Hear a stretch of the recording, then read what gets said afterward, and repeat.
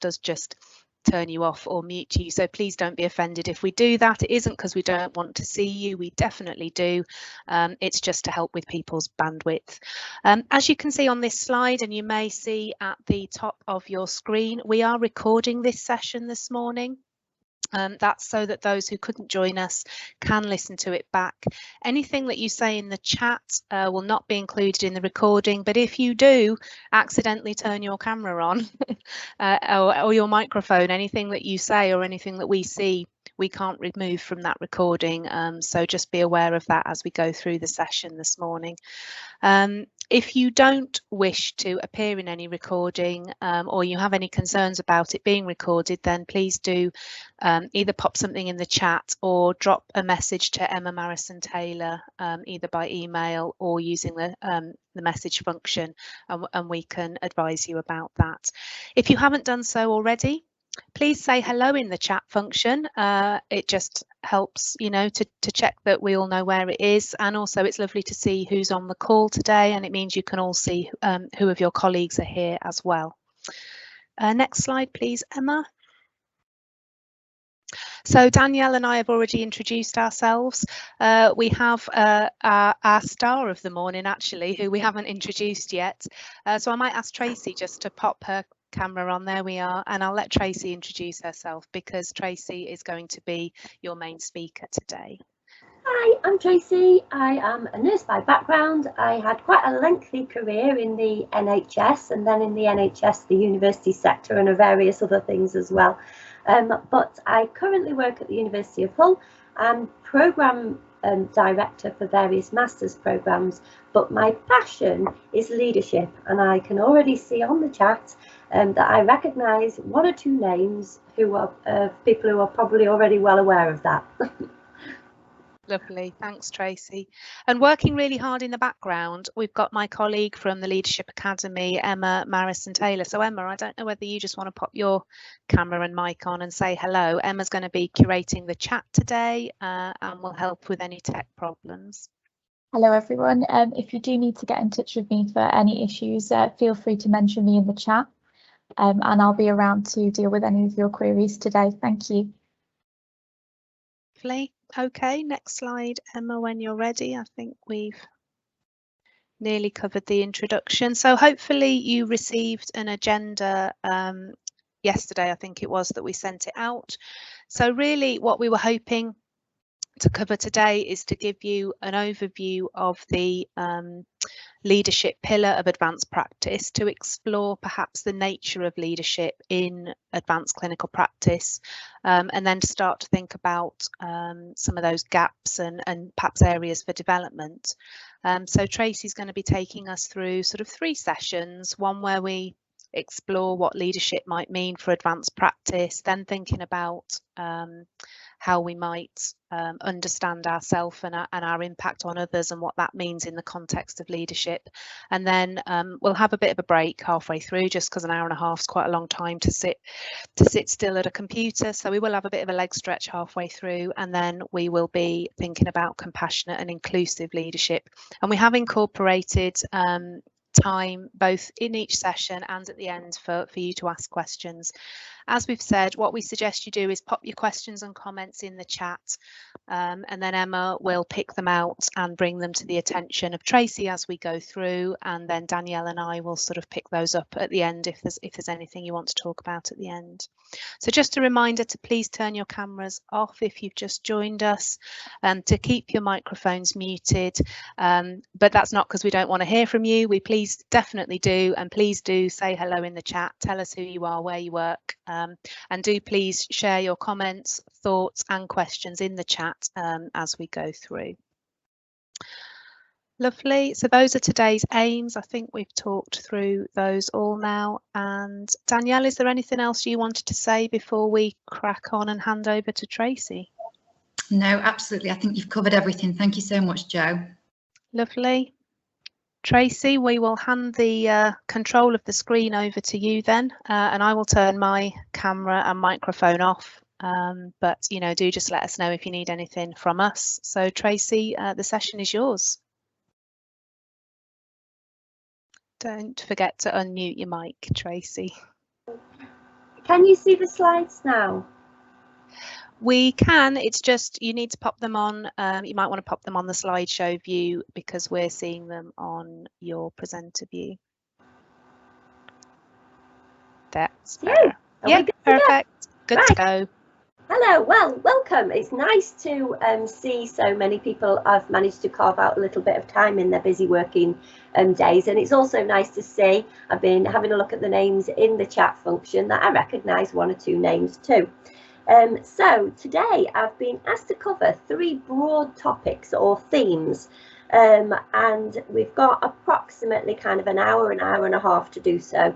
So what I'm hoping to do is maybe give you a little bit of a flavour, offer you some pauses for thought, and what I will say is the slides will be made available at the end. So if I skip through any at an alarming rate, that's because they're broadly there for information for you to have a look at, hopefully a little bit later. So first and foremost then, I thought it was worth drawing attention to the Advanced Clinical Practice framework, the multi-professional framework that's been produced by the NHS, and the 4 pillars of advanced practice with which I'm sure you're all very aware: the clinical, the educational, the research, and then the leadership and management pillar. Now on this particular slide, those pillars are drawn at different heights. And it's probably worth mentioning at this point that those heights may very much vary depending on the role that you're in, the scope and the focus of that role. So for some people, the clinical pillar will be the top pillar, and maybe the education one, whereas leadership and management and research might be a little bit smaller. So I'm sure you can arrange those pillars very differently depending on your particular role. We were having a chat prior to this session, and certainly it's been the case in my experience that of all 4 pillars, the leadership and management pillar is maybe the one that tends to be kind of the final pause for thought. And today we wanted to give you the opportunity really to focus on that pillar, but also specifically to focus on the leadership aspect of that pillar. So that's kind of where I'll be focusing my attentions today. If you actually look at the multi-professional advanced clinical practice framework, then you'll see associated with the leadership and management pillar are 11 capabilities. If you're not already really familiar with those, it's certainly worth downloading the full document and perusing those at the end. I've given you the little web link on the final slide. On this slide are just 3 that really seem to capture the essence of the leadership focus. So about leading new practice and service redesign solutions, demonstrating team leadership, and continually developing practice in response to a changing population and service needs. I said I'm going to focus on the leadership element of the leadership and management pillar. So I thought a really good place to start was to get us to think about, well, what is this thing we call leadership? It's a term that we use in everyday life, let alone in everyday in clinical practice, and also to think about the why of leadership, or why in the context of clinical practice. So those of you that already know me will also know that for me, if I can't summarise something in 3 words, I probably take the view that I don't understand it particularly well. So I suppose my first challenge for you would be, what 3 words for you capture the essence of leadership, or what leadership is all about? So you can jot those on a piece of paper and keep them to yourself, or if you would like to, you are very welcome to pop your 3 words in the chat, because it'd be interesting to see what people come up with. But what I would say while you're having a think about your 3 words is that what constitutes leadership is really a contested issue. The authors really vary in their perspectives, and you'll find out there in the literature about as many definitions of leadership as there are authors on the subject. So what I tend to think is one of the most useful things to do is to try and extract some key themes and to really think about what leadership means for you generally and in the context of advanced practice specifically. So if I was to summarise leadership in a nutshell, I would say that it was a process that has purpose and that involves people. So those are my 3 P's to actually to get us started with, really, the idea that it's a process, but it's a purposeful activity, and that it makes no sense to talk about leadership out with the context of people. And you'll see why I'm emphasising that a little bit later in the presentation. So one popular view of leadership is quite nicely, to my mind, summarised by Northouse. And Northouse suggests that leadership is a process whereby an individual influences a group of individuals to achieve a common goal. Excuse me, sort of disappearing off the top of the screen. I'm trying to look at 2 screens at once. So the idea that it's a process, that it involves influence, and that it's actually really purposeful and it's intended to achieve something. So we'll come back to the very specific nature of leadership in a moment, and thank you for contributing in the chat, those of you that have done so far. That's great. So if we take this idea that leadership is a purposeful activity and involves a process and people, then we can make other distinctions as well. And we can say that leadership is sometimes assigned, so that's something that is a formal part and parcel of your role. And some of our leadership is emergent, so some leadership is actually something that emerges in day-to-day activities, often quite informally. And one of the ways that I sometimes think about leadership is that it has a bit of an on and an off button. Sometimes we lead and sometimes we may not. We may engage in other processes. The other thing that I think is increasingly emphasised nowadays is the idea that leadership takes place at all levels, and I think that's a concept that we are familiar with. However, what we can also say is that leadership tends to vary, and will certainly no doubt vary amongst yourselves in terms of its scope and its scale and its focus. So to give you an example of that, for some people their leadership feels like something that's very immediate, that it's very everyday, that is part of maybe the role modelling they do on a daily basis as part of their clinical practice. For other people, leadership might be at the level of service and practice development, yet for others, some of their leadership might be at a regional or a national level, for example, in terms of setting the direction of practice with regard to their speciality, or equally importantly, setting the direction of practice in terms of their professional role. So just one of 2 sort of causes for thought. Now, in terms of looking at the nature of leadership, I thought it might be useful to stop and think about the other word that's mentioned in this particular pillar, which is management. So we talk about a leadership and management pillar. So just out of interest, I shall pass that out to those of you that are on the chat and say, leadership and management, the same or different? If people would like to put their responses in the chat, that would be great. So the same or different? Lovely. So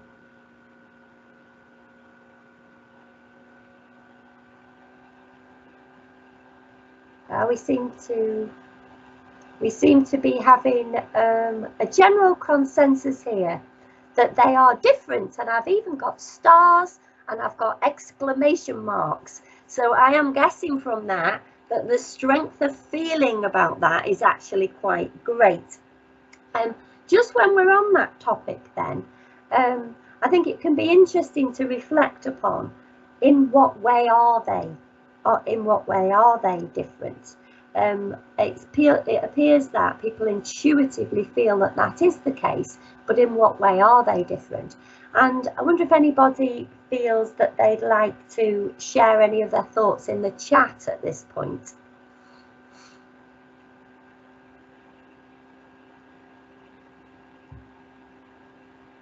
Right, lovely. So we've got the idea that leadership is more supportive, more about being a role model. Thank you for that. Ah, lovely. So managers deal with the day-to-day and the here and now issues. Ah, leadership more collaborative. Yeah. Ah, lovely. So Helen's saying that anyone can be a leader. And I'm guessing that by implication we're suggesting that maybe not a manager. All right. So there seems to be a suggestion here that there's a difference in focus, and also that there's a difference in terms of its hierarchical position. So we've got some really interesting perspectives and ideas there. And oh, I see one here that is suggesting that leadership is about more the administrative line, and leadership is more towards the leadership end of the spectrum. Ah, lovely. And we've got leadership is doing the right thing and manager does the thing right. So lots of brilliant ideas here, and I'll leave you to have a look through what comes up in the chat. Actually, some of your comments have reminded me of a King's Fund report that was looking at leadership and management in the NHS. No More Heroes, if you're interested in going onto the internet and having a look for it. And it looked at leadership and management in the context of the NHS. And one of the things that it questioned was whether we needed more leadership, more management. And the outcome of that was that it was felt that at that time, which is going back a few years now, that the NHS was under-led, under-managed and over-administered. So that's an interesting pause for thought and something maybe to reflect upon as we move forward. So if we have a look at some of the themes within the literature, then generally they do quite nicely align with some of the ideas that you've presented in the chat. So this distinction is from Northouse, and I'll go back to our 3 words in a minute and share with you my thoughts on the topic. But the suggestion is that management produces order and consistency, whereas leadership produces change and movement. And I'm just going to share with you now my thoughts from having looked at the literature and actually swum in the sea of leadership for a few years. If I was to summarise the distinction in a nutshell, for me, my 3 words would be vision, influence, and change. And for me, leadership is about vision because it's future orientated. It's about influence, which implies it's also people orientated. And it's about change, which implies learning and movement. And I would contrast that with management, which I would suggest is usually about or considered to be about the here and now, about tasks and doing, and has a greater focus on stability and control. And I think, interestingly, looking at the chat, that distinction seems to be one that most people would share. And just to elaborate on that a little bit further, the idea that leadership, as I think you're all saying, is typically thought of as being very people orientated. The one thing that always springs to my mind is the idea of a stamp collection. We talk about managing a stamp collection, or any other collection for that matter, but we don't talk about leading a stamp collection. So the idea there of leadership really only makes sense in the context of people. So my words are vision, influence and change. The idea that leadership is about the future, or it's future orientated, and it's about change, which involves people. And typically it's concerned, as has been noted in the chat, with what and why and where we're actually heading. Whereas typically management is a little bit more concerned with the things that are to be accomplished today. Now, I've purposely focused on processes here, as opposed to the role of the leader and the manager, because I feel that those processes actually are something that we all engage in all of the time, but to a greater or a lesser degree. So leadership and management, I would argue, as processes, are things that outside work as well as within our professional roles we engage in. We all engage in much of the time, but it varies in terms of degree. Now, the suggestion is that they are both really important and they're both complementary processes. And a quite famous quote from Stephen Covey of the 7 Habits of Highly Effective People fame actually sums or represents this quite nicely for me, really. And that is the idea that management without leadership is like straightening deck chairs on the Titanic. I'll just let that sink in for a moment. But the idea being that if all we're doing is focusing on the here and now of getting through today and getting through tasks, we might end up doing things that are no longer relevant or are no longer important.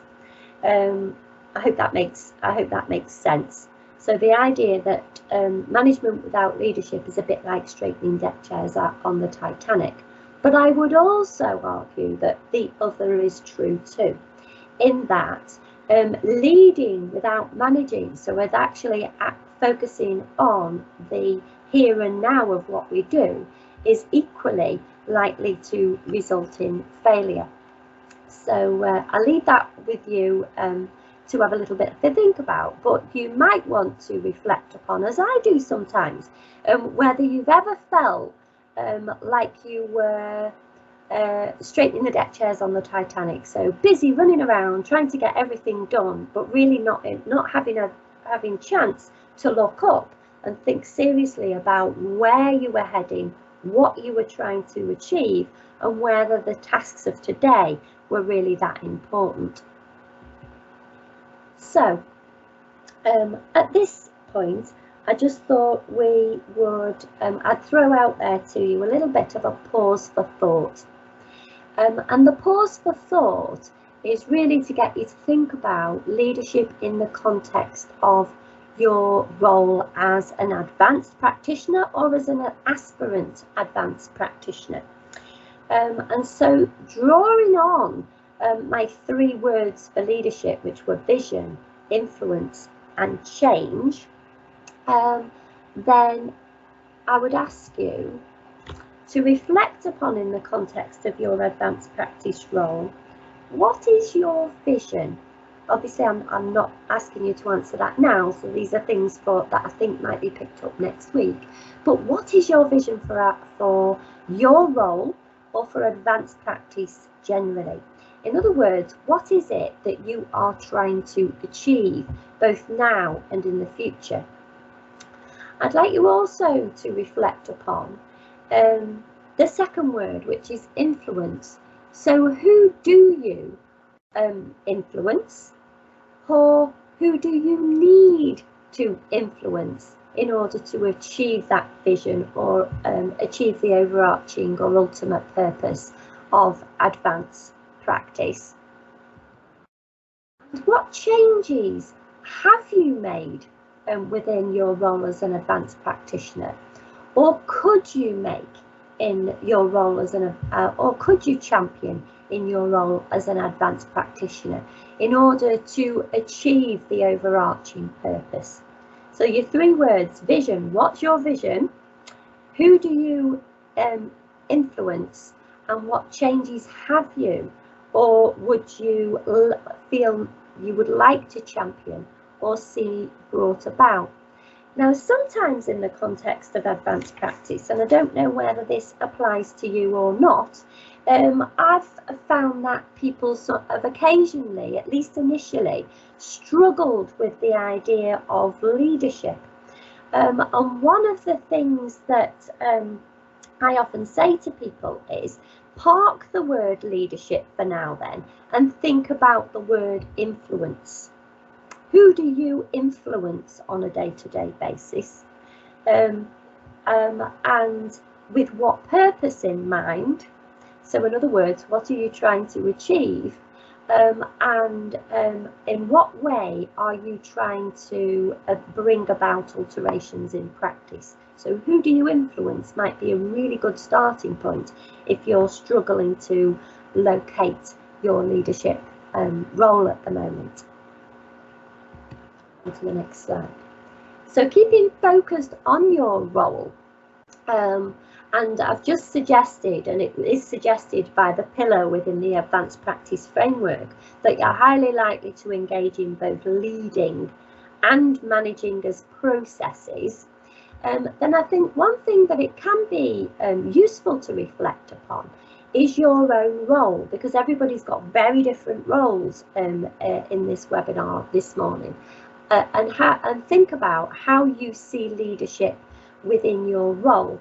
Now, some people, as illustrated on this slide, see leadership and management as incredibly different things, or they see them as the same thing. So for some people, they regard leadership as management rebranded, so given a new and different title for a modern age.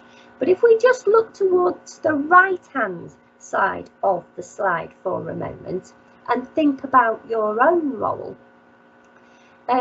it might be useful to reflect upon the balance between leadership and management within your role.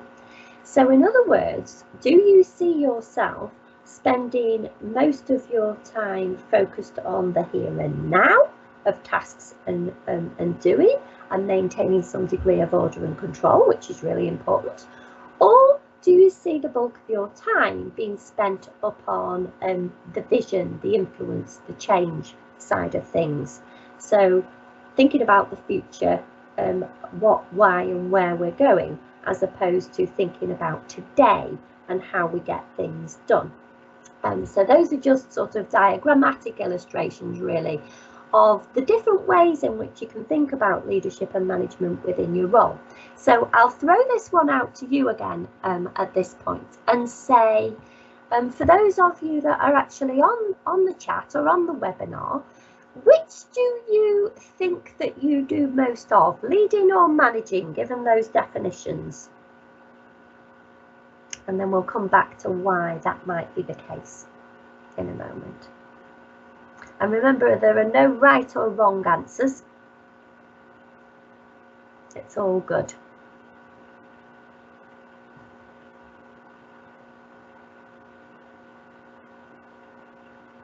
Has anybody got any thoughts as to whether you engage in leading and managing, or whether you just engage in one or the other?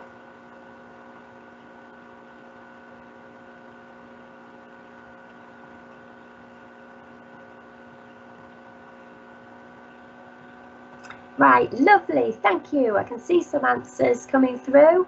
A bit of both. A couple of people are saying more leadership. Right, so we're getting a strong leadership theme coming through, although there's a recognition that they actually go hand in hand. Right, lovely. And then people are also noticing, and I think that's really a good point, that actually it can vary depending on the role that you're in at the current time. To be fair, it almost depends on what stance you take on this as well. So I think you've come up with some really good points there. that if you think of it in one day, each day of the week might be quite different. If you look at it in terms of your role as a whole, you'll probably get a feel for the balance. So we seem to have differences in the people that are on the webinar, in that, and for some people it feels equal, for other people it feels that maybe leadership predominates. So that's a little bit of a pause for thought, and something to have a think about as we move forward. So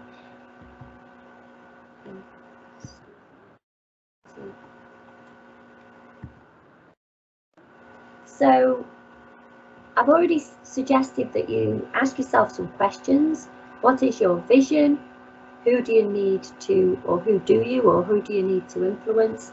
And what changes have you or would you like to see brought about, or do you feel that you could usefully champion? Might be a good starting point. The balance between leadership and management in your role might be another one, particularly if you are looking at evidencing yourself as an advanced practitioner. And then thinking about when and where you lead, and I'll give you a couple of examples of that. And other things to reflect upon are what is your philosophy of leadership? So in other words, how do you view your leadership role? So do you see yourself as being somebody who's there to transform practices and services? Do you see your leadership role as that of a servant, so that you're there to serve patients and your colleagues and the organisation that you work for? Do you see yourself as a leader who is authentic or wants to be true to their values? So that might be something to reflect upon. You might also want to consider what qualities, behaviours and skills you bring to leadership. And I notice in the chat that people have started to identify some key qualities, behaviours and skills of a leader. This might be a place that you want to start, and I know you're going to pick up on more on that next time, and I've got some suggestions of where you might want to look to do some further explorations in terms of the leadership literature. And I think as a really good starting point though, it can be useful if you've identified yourself as a leader, before you even go and explore the theory that's out there, to actually start to think about what are the things that influence you as a leader. Now, before I go on to that, on this slide, I just wanted to bring your attention to this work by Elliott, because apart from some good examples of leadership capabilities or behaviours that are within the NHS framework, then this article by Elliott, which represents some work that was done with advanced practitioners in Ireland, is quite useful to look at, because it can give some illustrations of the scope and scale of leadership within advanced practice roles. And a distinction is made between nearby leadership, so leading through our colleagues, leading as part of a multidisciplinary team, leading by being a mentor or a coach or a role model. And another area of leadership activity, which might be around leading at a regional, national or international level, policy and strategy, or educational developments, or actually engaging in leadership associated with the future of your professional group. But just to move on to what I think can be a useful starting point for thinking about your leadership. Having, as many of you seem to have identified that you do have a leadership function or engage in leadership as a process, then the next step, it can be useful to get yourself a blank sheet of paper and actually draw on it 4 bubbles, which I'm going to take you through now. To start to think about, well, what sort of things actually influence how you lead? So if you look at the literature, there are generally classed as 4 groups of determinants, or 4 things that influence how we behave or how we function as leaders. The first group won't come as any surprise, is you or yourself. And I noticed from the chat that many of the words that came up in response to my 3 words that for you represent leadership are actually are brilliant examples of features of the leader themselves and the behaviours that they engage in. So first of all, what is it about you that shapes your leadership? So what knowledge, how does your knowledge shape your leadership? How does your experience shape your leadership? So for example, the scope and scale of your leadership may be very different if you're new in an AP role versus if you have many years of experience in that capacity. What skills do you bring to leadership? What attitudes, what values, what traits or what features of your personality influence whether and how you lead? And I'll come back to that in a minute, how you might start to determine that. But a good starting point can be to think about, okay then, how does my knowledge, how do my attitude, how do my skills, behaviours and experience, how does my personality and my previous learning impact how I lead? Another key consideration when we're thinking about leadership is other people, because leadership is a social process, as we've suggested. So you might want to think about those whom you influence, or those who you feel that you lead. How does their knowledge, skills, attitude, experience, behaviour, their personality actually influence the way in which you embark upon your leadership task or approach? Another thing to think about is in what way your leadership is impacted by what you're doing, if you like. I've used the word task. I could have used vision or purpose, what it is you're trying to achieve. And I am guessing that is your leadership is heavily influenced by how clear it is, how clear the task is, how complex the task is, or maybe how urgent the task is, or how many other competing demands there are. And probably urgency is the one that would offer us quite a good example. So, for example, and I know it's often quoted, in a cardiac arrest situation, I would suggest that your leadership, you might take a very different leadership approach than you would if you were embarking on a project and you had all the time in the world to actually influence others and to achieve that common goal. And then finally, the 4th thing that it can be useful to reflect upon is the context in which you lead. So in other words, how does the organisation, its culture, structure, systems and processes, or its expectations of you as an advanced practitioner influence the scope and scale of your leadership? How does your profession and its values influence the scope and scale of your leadership? And also, how does the wider environment influence the scope and scale of your leadership? For example, the priority that's given to your particular area of clinical practice at the moment might be something to reflect upon. So, factors affecting your leadership behaviour, mapping these out can be a really useful starting point, because it might lead you to reflect upon some of the things that are maybe challenges to leading as you would like to, or things that maybe you perceive to be enablers, or things that really help you lead as you would like to. So I'll go back to the chat again. We'll start off with the first point Are there any things that, or anything within that you find particularly challenging in terms of executing your leadership role?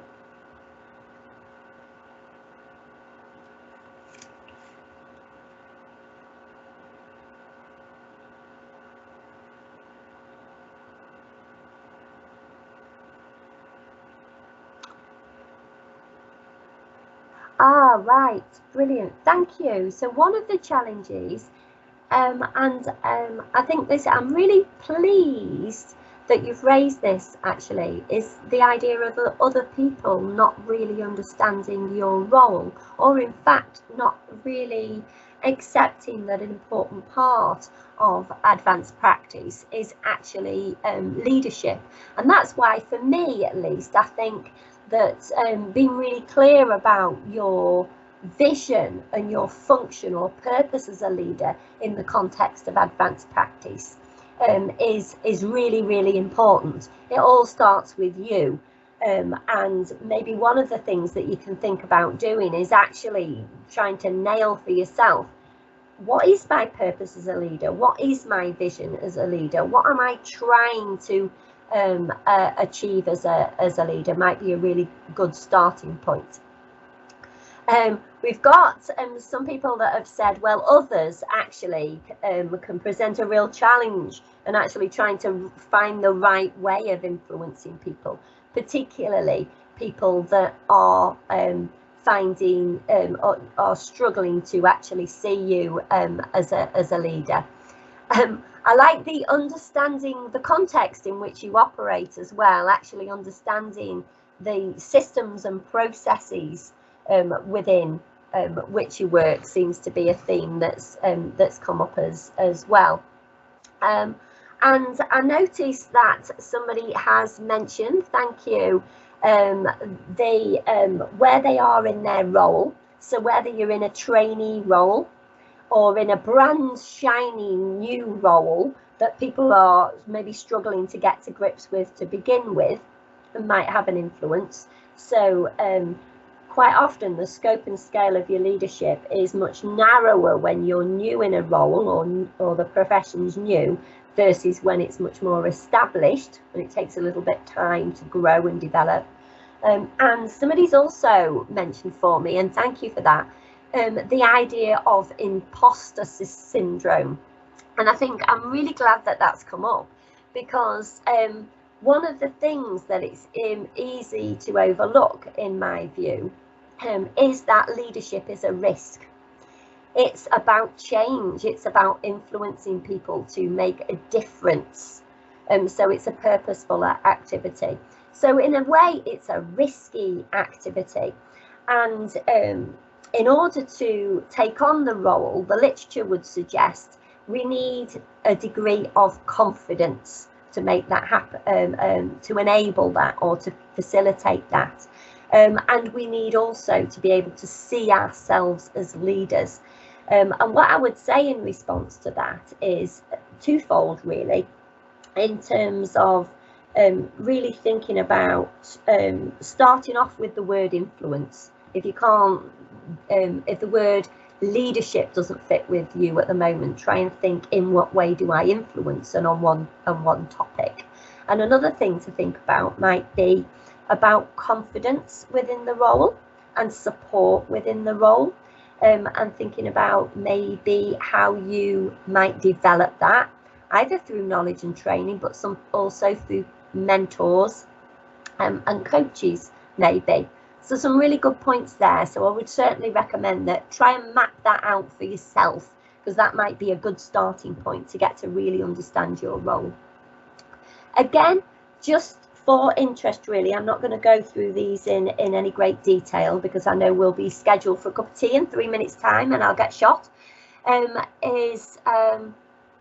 again, this article by Elliot, which I've provided the link for, might be of interest to people who are starting off trying to locate themselves as a leader.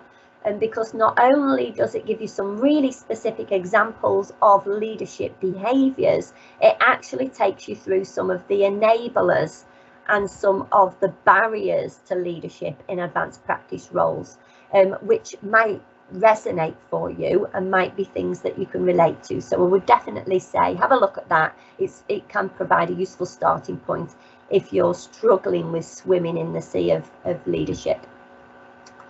So I think what you'll find when you've done the mapping is that there are things within all 4 groups of determinants that actually shape your leadership behaviour, but that some of the determinants are more dominant than others.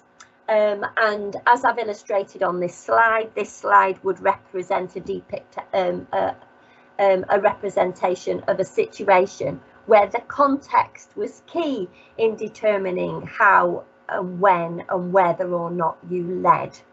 And for those of you where there's a question mark over the extent to which your leadership function as an advanced practitioner is recognised within your organisation, that might be a diagram that fits for you, but I'm sure everybody will have their own version of that. So that might be something else when you're trying to map out your role as a leader, you might maybe want to have a think about. What I'm doing here is actually getting you to think about yourselves. And leadership, or good and effective leadership, is strongly associated with self-awareness. But leadership is a social process, so while starting by looking at yourself and thinking and coming to your own conclusions about your leadership is the first step and a really important step. If we just do that, we will only be looking at what's known to us. And I'm sure many of you are familiar with Johari's window and the idea that there is what's known to us and there is what's known to others. And there is what's not known to us and there is what's not known to others. So I just wanted to raise the idea at this point, and I know you're going to hopefully pick this up next week, is the idea that once you have started to get to grips with your own view of leadership, then in order to explore it further, then you could do that by engaging in things like leadership self-assessment tools, 360-degree feedback tools, inviting informal feedback on your leadership. Sometimes that's comes our way unsolicited, so we can also reflect upon that. Or actually getting yourself a coach or a mentor, which I know many of you have, and exploring this through that coaching or mentoring role might be something to consider. I think at this point, and because we've just nicely hit 20 past 11, we will stop for a cup of tea if that's all right with everyone. Is that okay, Emma? Yep, perfect. Thank you, Tracy. Excellent time in there. So shall we, we'll come back at 25 past 11 if that's all right, everybody. So we're finishing promptly at 12. So just a quick 5-minute stand up walkabout. If you can just leave your cameras and mics off. When you come back, if you could pop your hands up or say hello in the chat, it just helps us to know that we have got somebody on the line. But yeah, quick 5-minute break and we will start promptly again at 25 minutes past 11. So Tracy, I'm also going to go and have a little walkabout, so I'm going to turn my camera and mic off and I'll see you at 25 past. I will disappear for 5 minutes as well then. Thank you.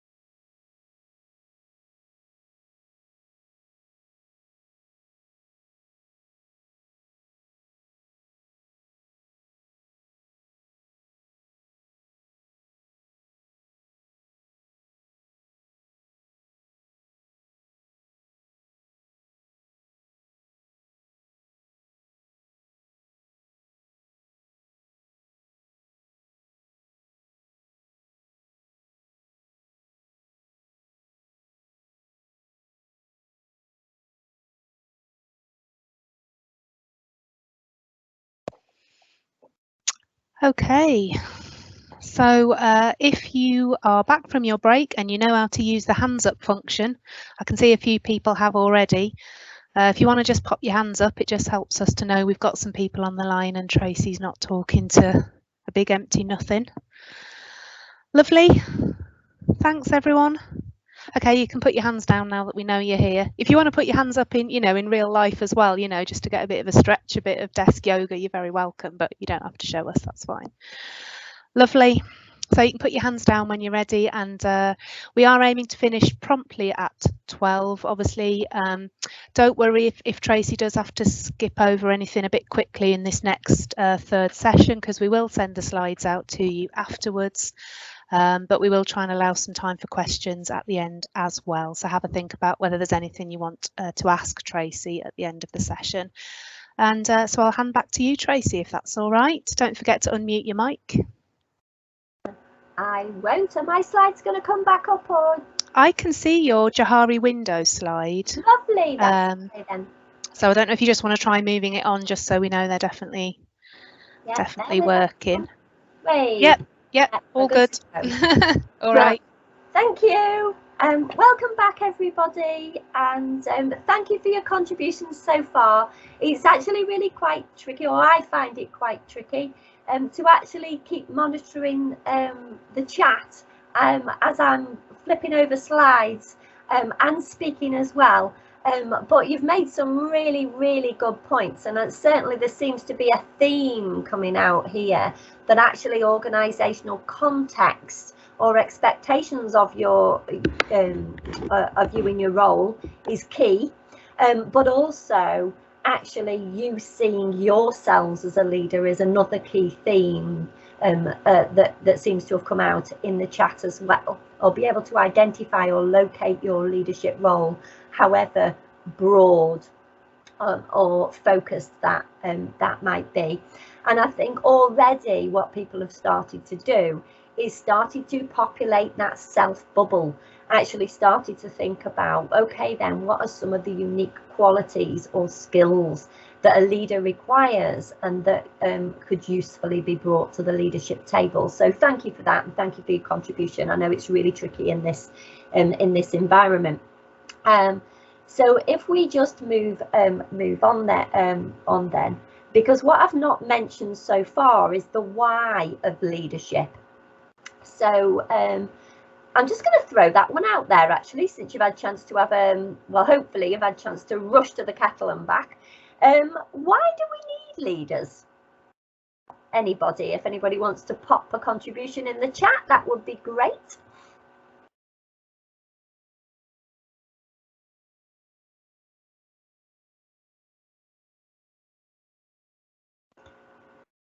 Thank you.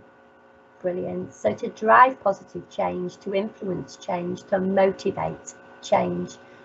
Great. Thank you. And to motivate. Lovely. Thanks very much. We've got some really nice points coming through on the chat there.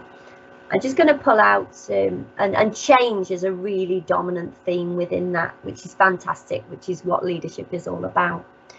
So as I said before, a lack of either leadership or management makes it difficult to effect change or bring about improvement, which is why it's important that although we might predominantly have a leadership role, we might want to reflect upon whether we engage in both leading and managing behaviours. So try and make that distinction between the process and the role, because I think that might help. So if we look at the literature, which you would expect me to do, it's suggested that leadership is vital to the success of healthcare organisations, or increasingly health and social care organisations, and it's associated with high quality, cost effective care. And we only have to look at some examples of scandals and failures, for example, Shrewsbury, more recent one, Mid-Staffs and the Francis report, to name but two, to appreciate its importance. Because of all of those inquiries, leadership tends to be held up as part of the solution in terms of moving forward. And if you think about it, well, certainly from my point of view, it makes sense because it is difficult to continue to add value to clinical practice and to organisations and to the care of patients and clients in a sustainable way in the long term if when we are part of because the environments that we work in are really dynamic, they're really complex, they change and we need to change too. And I would actually also extend that beyond focusing on the day-to-day clinical practice and the direction of clinical practice, and actually extend that to our professions and our professional roles as well. And I think I'm sure many of you, though, are much younger than me, but I've been around a while, and one of the things that I've seen is how our professional roles have actually grown and evolved over time through leadership as well. And I say through leadership advisedly, because we've said leadership is a purposeful activity. So the reason that I'm mentioning leadership in that context is so that we are conscious that through leadership, our roles and our professions kind of evolve purposefully rather than through creep, if that makes sense. Just, you know, by getting lots of little things added on without any real true sense of what our direction of travel is. Now, today's session isn't about giving you a load of leadership theory. It's just about getting you to think about leadership as an entity within your role. But just to point out, there are a great number of theories out there, hundreds of them. They tend to form in groups. So began with the great man theory, because initially, at least, the thinking was that leaders were born, and most of them were of the male gender. Through the idea that leadership was a property of the leader themselves. So through traits, skills, and style theories and behavioural theories, through to contingency and situational theories, which in a nutshell are it depends theories. So how we lead depends on the people that we're leading, what we're trying to achieve, the context that we're working in. And then more contemporary perspectives, which are things like transformational leadership, authentic leadership, servant leadership, and compassionate leadership, which I'm going to go on to mention in a minute. So in terms of the literature that's out there, the thinking is started to move away from really focusing on who leaders are and what their unique characteristics are, to thinking about what leaders do, when, where, and why they do it, and what values underpin their practice, including what professional values underpin their practice. If you want to find out more about this, obviously there is tons of stuff out there. A mention for the Leadership Academy, who provide some amazing courses and materials. Skills for Care, if you want to go on the Skills for Care website, there's some excellent stuff there too. There are lots of books and publications out there. The King's Fund has produced some really thought-provoking work on leadership. So the King's Fund website is another to access. And if I was to recommend a book as a starting point, then I would recommend the North House text that's on a little reference list at the end of this slideshow. And obviously there are lots of university courses, I won't labour the point, including those at the University of Hull. Right, I've done my advertising now, I'll move on quickly. Okay, so on to our last little segment then, because what I've been asked to specifically focus on here is, and I'm just looking at the chat actually before I do, thank you, because really it's beautiful, it captures the essence really nicely of leadership being a purposeful activity that's designed to improve patient outcomes and experiences through inspiring and influencing other people to bring about positive change. I think if we had that in a definition somewhere, that would summarise it for me really nicely in a nutshell. So thank you so much for the chat. Some really good points there. So on to the last little segment then, which is on compassionate leadership. Just to bring your attention at this point, I'm sure you're aware of it already, and to the NHS People Plan, which is very much focused on looking after our people, so colleagues within the NHS, and recruiting people and retaining people and growing people for the future. But running through that is a really strong emphasis upon the way in which we look after and care for those who are working within healthcare. And within that, compassion is a key theme. And it's suggested that if you look at the literature, and West has written a lot on compassion and compassionate leadership within the context of healthcare, it's suggested to ensure well-being and motivation at work, and the word motivation has been mentioned quite a lot in the chat, and to minimise workplace stress. Research evidence suggests that people have 3 core needs, so it might be interesting to reflect upon this yourself. And these are A, B and C.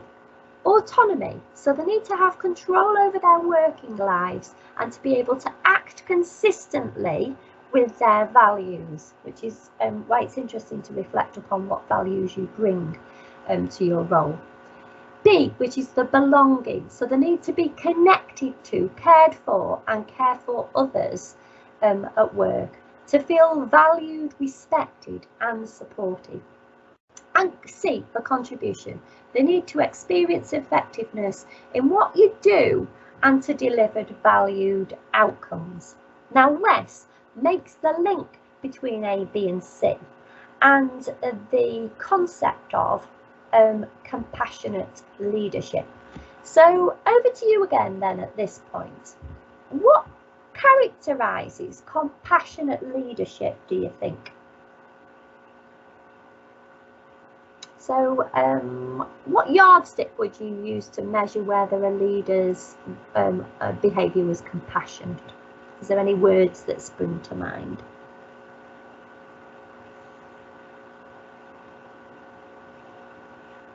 Lovely, great. Oh, great. Understanding, awareness. Brilliant. Non-judgmental, approachable, listening. Great. And empathy.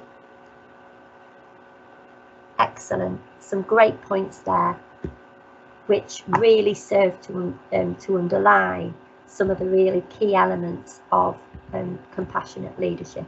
And again, if you go and you look in the literature, some of the words that are associated with this are just like the ones that you've mentioned there.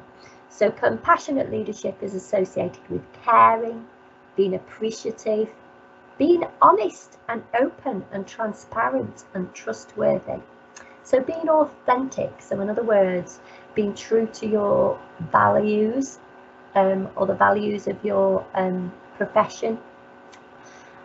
Maintaining a sense of optimism, but being inclusive. So actually it links quite nicely to the ideas of collective or shared leadership. And then the idea is that connection and compassion are certain, unchanging, and provide a safe environment. So the idea is that if people are to flourish, and if practice is to flourish and develop as we would want it to develop, then we need to provide a safe space in which for that to happen. And we've mentioned confidence already, and that often gives us the confidence for that to take place. So compassionate leadership then, as all of the things that you've mentioned. So four words that are associated with it. First of all, attending. So really listening with fascination, wonder, curiosity, wanting to really go on to understand the other. And understanding, which comes about through communication, through debate, through working with conflict, through dialogue. Empathizing, so, and caring, which we've already mentioned on the chat, and helping, so serving others or enabling people to deliver. But of course, compassionate leadership actually starts with yourself, and that's something I was going to come back to in a minute. I don't know if we've got time to play the video, probably not, but there's a little video on here which, if you follow the link to YouTube, is a video of geese. And for me, geese demonstrate lots of the features of compassionate leadership, in the sense of if you actually watch a flock of geese, they form a V formation, and you've got the goose at the top, the tip, and when that goose is tired, it drops back and somebody else takes over. The other thing is that the further back in the V formation that the geese are, the less they're coming up against the wind and the more protected they are. And what tends to happen is that people or geese move and are allowed to move in order to catch their breath and kind of recharge their batteries. And the other thing that's quite interesting about a geese is that if one gets injured, then other people will take time out to care for that individual. They just won't carry on regardless as a flock and leave the wounded individual behind. So go geese. Please, after the session, please take time to have a look at the geese video, because I'm conscious that we need to finish on time today. But for me, that captures the essence of leadership. Right. The other suggestion is that compassionate leadership is strongly associated with creating a culture of innovation. So, and these are the 4 features that are associated with that: having an inspiring vision and strategy, being positive, inclusive and participative, being an enthusiastic team player, but also a cross-boundary worker. And I think you've got lots of opportunities to do that in advanced practitioner roles, because my experience of advanced practitioners is you often have the opportunity to develop really good networks like you are like you're doing today, and then also support and autonomy. Leave that there. So compassionate leadership in action really consists of asking a few questions, or everybody asking questions, and that is asking people, how are you doing? How is your team doing? How are your colleagues doing? What can you do to help them? And what can they do to help you? Now, that last question is really important. And I noticed the word delegate was in the chat as well, which is actually part of that. But I was talking about this the other day, and I don't know if anybody watches the television series New Amsterdam. It's a medical drama. You may well have had enough of the medical context by the time you get home. It's now just about to embark on its 3rd series, but in New Amsterdam, there is a medical director who also practices medicine at the same time. And the sentence that constantly comes from his mouth are what can I do to help? And in every episode of every series, he's going, what can I do to help, in response to anybody's queries or concerns. And as you follow the series on, it becomes quite obvious that one of the things that he doesn't do is actually ask what he needs and accept the help that other people offer. I think Joe, when we were talking about this the other day, described this in terms of oxygen masks on an aeroplane. Joe, I don't know if you want to give your little analogy. Oh, you were quite welcome to use that one. It's fine. Go on, I'll let you explain it. It's lovely. That thing about on an aeroplane, they always say fit your own oxygen mask first before helping those around you, even if you've got small children with you. And for me, I think that's, and I'm pretty sure that isn't mine. I'm pretty sure that I've borrowed that from someone else, but it really resonates with me, because it is that idea of actually you can't really support others or help others or really be of much use to others if you haven't first taken care of your own needs and looked after yourself. So yeah, fit your own oxygen mask first, look after yourselves so that you can empower and support others. I'm just conscious of the time, so I am going to very quickly just show what slides are there, so for people to have a look at after, if that will work. So I think this is just to say that it's about wise compassion. So it's about getting difficult things done, but actually getting them done in a really humane and human way and compassionate way.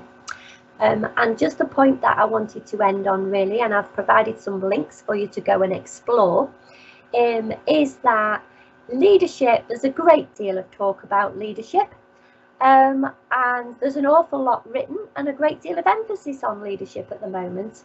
And originally leadership was associated with this era or this aura of greatness and perfectionism. So it's no wonder that some of us have felt a sense of being an imposter. But actually, really, leadership is just about doing very ordinary things and actually providing a safe space for within which people can operate, flourish, and work to their full potential, and generally involves some of the things that most of us try and do every day. And on that happy note, thank you, because I think we've got questions coming up now. Oh, thank you so much, Tracy. That was really so very interesting, and I'm sure that everyone on the line has really appreciated that.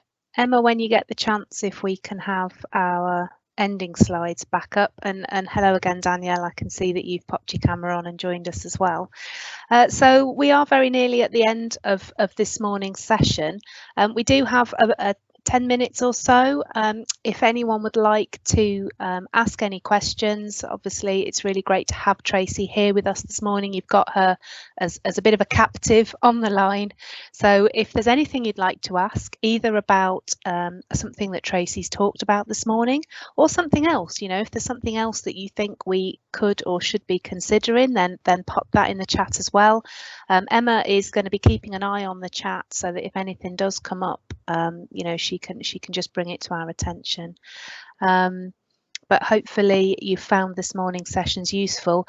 We will, of course, be asking you to complete a very quick evaluation SMART survey.